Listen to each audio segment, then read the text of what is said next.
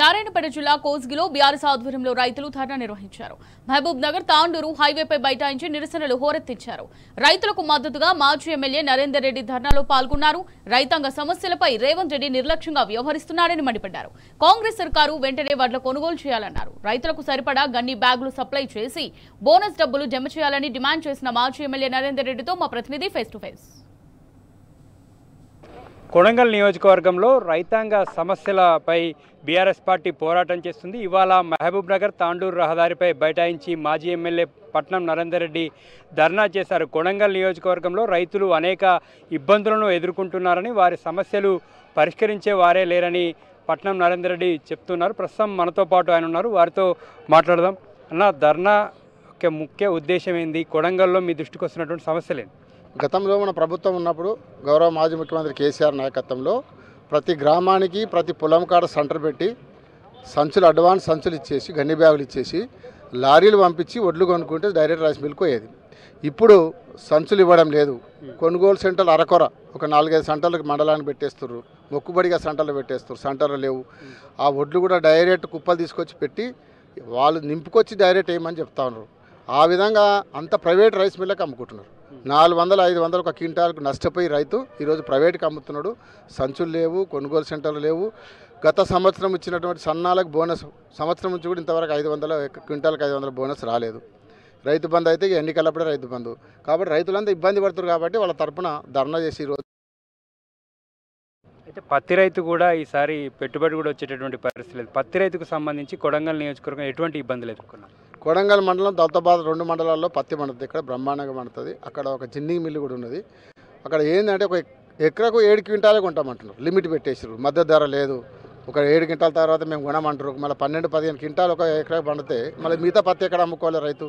ఇట్లా తీవ్రంగా పత్తి రైతు నష్టపోతుండు, వరి రైతు నష్టపోతుండు. ఈ ప్రభుత్వంలో రైతులు చాలా ఇబ్బంది పడతారు. ఆ రోజు గత పంటలు వేసేటప్పుడేమో యూరియా కోసం వారం రోజుల మీద తిరిగారు. పంట పండించినాక అమ్ముకోనికి ఇబ్బంది ఉన్నది, పంట పండించేటప్పుడు కూడా ఇబ్బంది.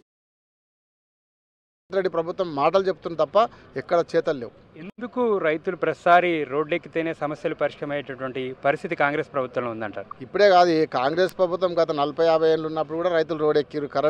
కరెంటు సమస్యలు వస్తుండే, కరెంటుకు ధర్నా చేతురు, తాగానికి నీళ్లు లేక ధర్నా చేసేటోళ్ళు. కాంగ్రెస్ ప్రభుత్వం వస్తుందంటేనే కమిషన్ల ప్రభుత్వం, స్కామ్ల ప్రభుత్వం. ముఖ్యమంత్రులే దోసుకు తింటారు, ప్రజలకు రైతులకు రావు. కాబట్టి దోపిడీ కాంగ్రెస్ ప్రభుత్వం కాబట్టి సమస్యలు ఎక్కువ తీవ్రమవుతాయి. నిన్న సీఎం కొడంగల్కి వచ్చినటువంటి సందర్భంలో ఇందిరమ్మ చీరలు కట్టుకొని కాంగ్రెస్కి ఓటేయాలని కూడా మాట్లాడారు. దీనిపై ఇంకా రేవంత్ రెడ్డి గారు 2 సంవత్సరాల ప్రభుత్వం వచ్చి 2 సంవత్సరాల నుంచి చీరలు ఇవ్వలే. ఇక బతుకమ్మకి ఇస్తా, దసరాకి ఇస్తా అని చెప్పి మభ్యపెట్టి ఇప్పుడు స్థానిక ఎన్నికలు వచ్చినాయి కాబట్టి చీరలు ఇస్తా ఉన్నాడు. మహిళలను మోసం చేసి ఓటు వేసుకుందాము, మళ్ళీ ఈ యొక్క స్థానిక ఎన్నికలు గెలిస్తే మళ్ళీ 3 ఏళ్ల వరకు మమ్మల్ని నన్ను ఎవరు అడిగేటవారు ఉండరు అనే ఉద్దేశంతోనే ముఖ్యమంత్రి స్వయాన చెప్తుండే ఈ చీర కట్టుకొని పోయి ఓటు వేయమని సిగ్గు లేకుండా మరీ చెప్తా ఉన్నాడు. అంత దిగజారిపోయింది. ఎందుకంటే అతను తెలిసిపోయింది కదా గ్రామాలలో ఓటేసేటట్టు లేడని చెప్పి చీరలు ఇచ్చి ఏదో లోన్ ఇస్తున్నా, నీకు 0 ఇంట్రెస్ట్ మీద లోన్ ఇస్తున్నామని చెప్పి ఏదో మభ్య పెడతా ఉన్నాడు.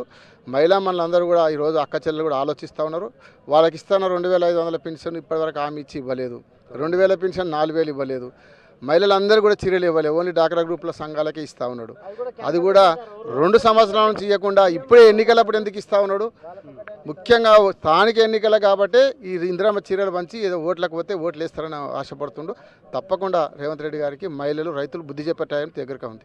కాలేజీల తరలింపు వివాదం గత కొన్ని రోజులుగా కొడంగల్ నియోజకవర్గంలో జరుగుతుంది. నిన్న సీఎం రాక నిరసిస్తూ కూడా బంద్ చేశారు. అసలు ఎందుకు ఈ పరిస్థితి, ఎందుకు కాలేజీల తరలింపు చేయాలని ప్రభుత్వం చూస్తూ ఉంది? ముఖ్యమంత్రి గారు ఎన్నికల ముందు ఒకటి చెప్పాడు, ఎన్నికలు అయిన తర్వాత ఒకటి చెప్తా ఉన్నాడు.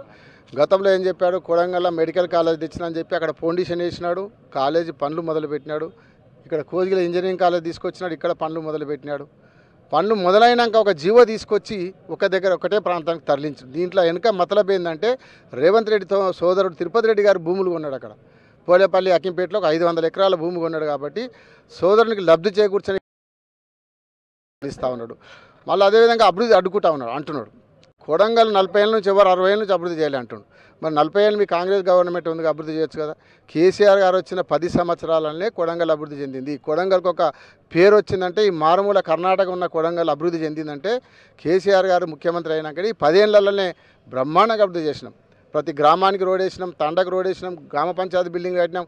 వాళ్ళు ఇప్పుడు 2 సంవత్సరాలు అవుతుంది, చెప్పుడే ఉన్నది కానీ ఇంతవరకు ఒక్కటి కూడా ఓపెన్ చేయలేదు. మనం చేసిన ఈ గ్రంథాలయం బిల్డింగ్ మనం చేసింది వాళ్ళు ఓపెన్ చేసినారు. ఇక్కడ స్పోర్ట్స్ కాంప్లెక్స్ కడితే అది వాళ్ళే ఓపెన్ చేస్తూ ఉన్నారు. మన జీపీ బిల్డింగ్లు ఓపెన్ చేస్తూ ఉన్నారు. కానీ ఇంతవరకు ఒక రోడ్లు మనం పెట్టిన రోడ్లను డబుల్ రోడ్లు చేసి తిరుపతి రెడ్డి 20% కమిషన్ల కోసం ఆ డబుల్ రోడ్ మంజూరు చేసి రోడ్లు చేస్తారు తప్ప వాళ్ళ సొంత ప్రేమతో కొడంగల్కి చేస్తలేరు. అదేవిధంగా 2 సంవత్సరాల క్రితం ఏమేం చేసిండు, నారాయణపేట కొడంగల్ ఎత్తిపోతల పథకం ఇక్కడ స్టోన్ వేసిండు. పార్లమెంట్ ఎన్నికలు 4 రోజులు ఉన్నాయనగా 10 మంది మంత్రులను తీసుకొచ్చి ఇక్కడ స్టోన్ వేసినవు, ఇంతవరకు తట్టే మట్టి తీయలే. మళ్ళీ ఏం చేసిండు, ఈరోజు రేపు స్థానిక ఎన్నికలు వస్తున్నాయి కాబట్టి 100 కోట్లు ఇచ్చినట్టు చేసి మంజూరు చేసి ఓ ఫౌండేషన్ వేసి మళ్ళీ ఎన్నికలలో మభ్యపెట్టి నీకు రైతులను మహిళలను మభ్యపెట్టి నేను అభివృద్ధి చేసిన చెప్పని నీకు చెప్పడమే ఒక్కటి కూడా ఇంతవరకు కాలే. ఇన్ని అబద్ధం మాటలు మాయ మాటలు చెప్పి మోసం చేసి ఓట్లు వేసుకునే ప్రయత్నం చేస్తూ ఉన్నాడు. ఈ స్థానిక ఎన్నికల్లో కొడంగల్ ప్రజలు కానీ మహిళలు కానీ పెద్ద ఎత్తున బుద్ధి చెప్తారు.